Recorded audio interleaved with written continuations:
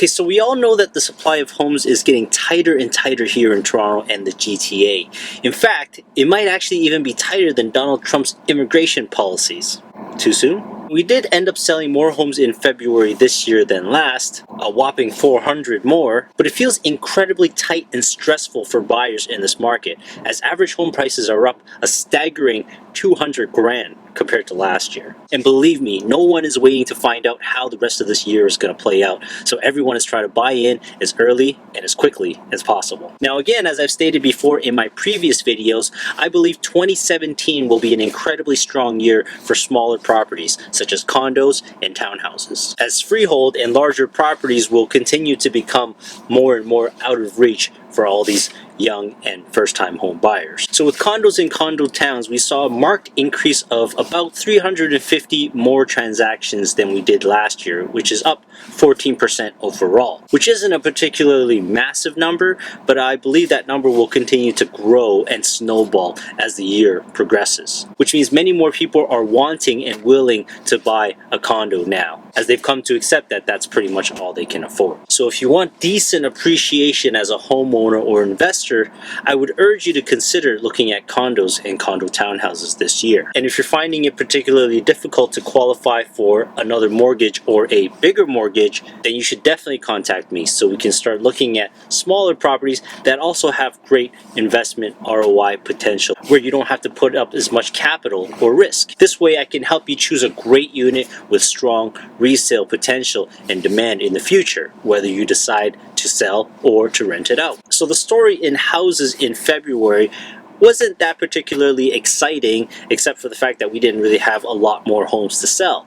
In fact, we only did a meager 44 more deals, but the staggering and exciting numbers were that the price increases ranged from around 15%, which is the base bottom minimum for houses, all the way up to around 35% in appreciation from February to February. And most of those big numbers happened in the GTA 905 region of Toronto. And this, my friends, is the clear indication that we are short on supply, but long on potential buyers. Something's got to give, and for now, it's still prices that have to give, not the supply. And I fully expect these harsh conditions to continue for the rest of the year, and maybe even beyond that. So it might be time for you to maybe pivot your mindset and maybe think about moving into a market that isn't too crazy right now, if you're finding that it's really difficult to purchase the home that you want. Think about a condo, think about a townhouse, get into something and at least ride this momentum.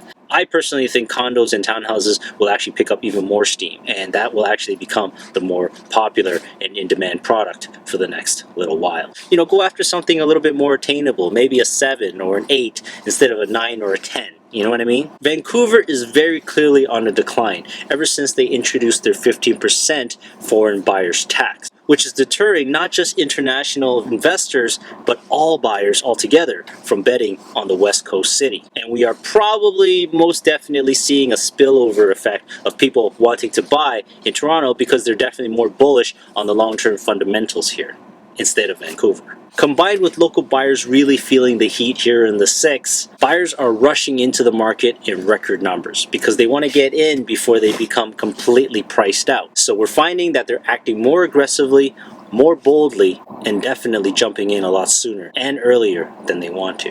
And all this is causing the Toronto real estate market to make international news headlines, which is actually great for the city. It's bringing a lot of attention to us, and people are wondering, why is it so expensive there? Why is it so great to live in Toronto? And we might quite possibly begin to start overtaking the Vancouver market in terms of demand, popularity, and maybe even price point in the very near future. And rightly so, because everything is here. So if you're thinking of selling your condo and you want to know how much it's worth, then you definitely want to give me a call, as I will provide you with top-notch professional listing services, and I can help you maximize the value on your home or condo. And remember guys, I'm not just a stat machine reading numbers off the Toronto Real Estate Board's website. Anybody can do that, and there's no value in that. And to be honest, many of the agents and brokers out there don't even know how to interpret the numbers. I bring the analysis, insights, and strategies that can help you invest successfully